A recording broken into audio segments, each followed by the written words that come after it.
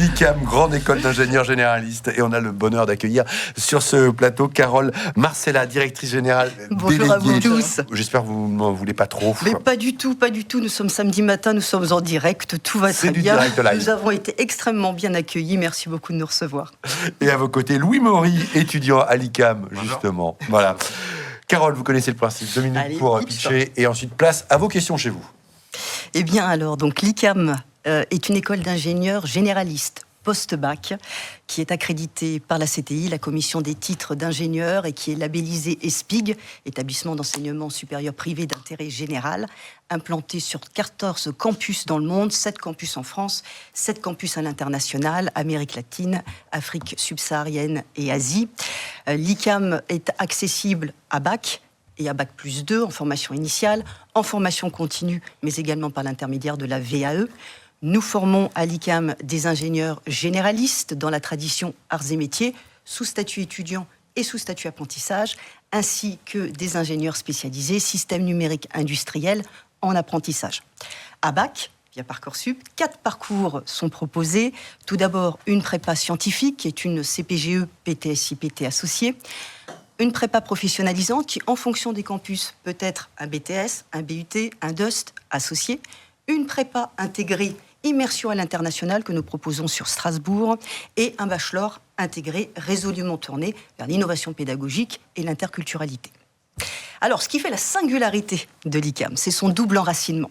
Tout d'abord, un ancrage ignatien, dont la pédagogie place l'étudiant en son cœur. Donc l'ICAM forme des ingénieurs, certes, mais surtout des femmes et des hommes, libres, soucieux, et qui sont responsables et engagés. Et puis, un ancrage industriel qui est lié à nos 2 fondateurs, qui étaient des industriels de Lille, qui ont créé donc, le premier site en 1898, et donc une forte proximité avec le monde économique et les entreprises. Pour chacun de nos parcours, l'ensemble de nos élèves vivent au moins une expérience à l'international, soit dans le cadre d'un semestre ou d'une année académique, soit dans le cadre d'un stage ou d'une expérience professionnelle, soit une aventure humaine. L'objectif étant d'apprendre à se connaître l'autre et s'ouvrir au monde. Bravo. Parfait. Parfait. Louis, parlez-nous un petit peu de vous, de votre parcours. Avec plaisir. Alors moi, je suis actuellement sous statut FIS, donc pour vulgariser un petit peu le statut que Madame Marcella a présenté avec le parcours prépa intégré. Déjà, CPGE, PTS, IPT, suivi de 3 ans de cycle ingénieur. Moi, je suis à la fin de tout ce parcours-là, je suis en dernière année, donc en 3e année de cycle ingénieur, avec du coup une année qui se scinde en 2, avec un stage de validation comme dans toutes les écoles, et puis un mémoire de fin d'études dont on pourra peut-être parler ultérieurement. Un stage de validation de quelle durée ? De 6 mois. 6 mois, d'accord. Fanelli, on a une question d'Hugo dans le chat. Oui, Hugo qui nous demande quels sont vos partenariats. Je l'avais pris en face de moi. Donc les partenariats, c'est-à-dire donc les partenariats entreprises. Avec les entreprises, j'imagine, Hugo. Précisez peut-être votre question, mais j'imagine que c'est ça que avec les... Alors, on a aujourd'hui un réseau de 83 entreprises partenaires. Donc un réseau très important dans différents secteurs d'activité qui vont du BTP à l'énergie, ferroviaire, transport, conseil. Donc un large spectre qui permet effectivement d'avoir un certain nombre d'expériences très enrichissantes. Vous nous avez dit, Carole, vous formez des ingénieurs généralistes. Oui. C'est quoi un ingénieur généraliste ? Alors, ça c'est une bonne question.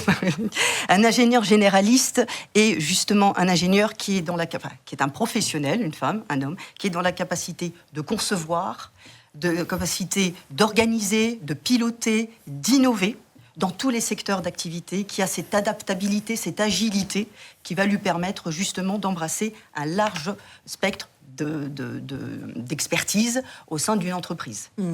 Et donc la spécificité, peut-être nous, au niveau d'arts et métiers, c'est qu'effectivement, nous sommes véritablement liés également au monde industriel. Et donc l'objectif, c'est également de pouvoir être préparé au travail en équipe, au leadership, à la conduite du changement. Votre intervention pose beaucoup de questions dans le chat, Fanelli. Anaïs qui nous demande comment faire si, après un bac spécialité littéraire, on découvre que finalement, ce qui nous plaît, c'est vraiment l'ingénierie. Eh bien, c'est une excellente question, Anaïs. Parce qu'effectivement, nous avons notamment, nous, un parcours de formation qui est ouvert justement à des étudiants qui, à un moment donné, ont pris peut-être une voie littéraire au moment du bac et puis à un moment donné se disent finalement, peut-être que les études d'ingénieur auraient été pour moi.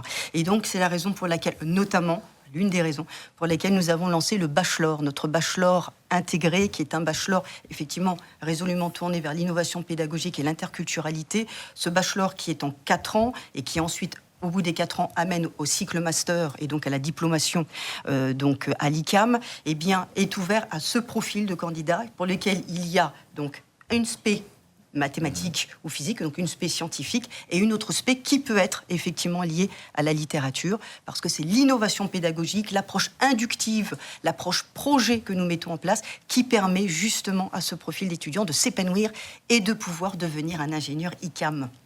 Continuez à poser vos questions dans le chat, Fanelli. Une nouvelle question justement de Chloé. Oui, qui vous demande quelle est votre définition d'un ingénieur. Alors, l'ingénieur... Je pense que même Louis pour peut Louis, y répondre. Avec plaisir. Je pourrais peut-être plus facilement vous donner une définition de ma vision des choses, puisque de la vision, on va dire, universelle.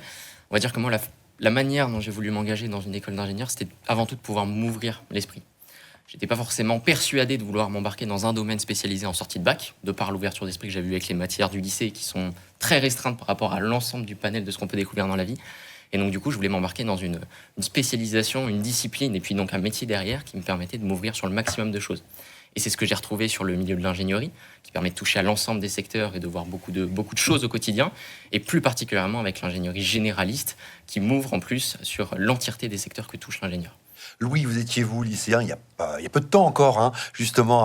Il y a une question de Clément qu'on va prendre dans un instant, mais à tous les lycéens et lycéennes qui nous regardent là, et qui s'interrogent sur ce choix peut-être de prendre la voie de l'ingénieur, quel conseil vous donneriez ? Eh ben, je vais plutôt vous raconter mon expérience, parce que j'étais exactement dans le même cas il y a 5 ans, jour pour jour. J'ai longuement hésité entre une école d'ingénieur et une école de commerce. Pour être parfaitement honnête, je sais que c'est un dilemme qui touche beaucoup d'étudiants actuellement. Et la réponse principale qui a fait que j'ai choisi une école d'ingénieur, c'est que je me suis dit l'ouverture d'esprit technique que m'apportera l'école d'ingénieur me servira toujours, même si derrière je bascule sur une filiale un petit peu plus commerciale. Et par rapport au parcours que je souhaite suivre actuellement là, sur le fin de mon diplôme, on va dire que ça rentre parfaitement dans les corps de ce que je veux.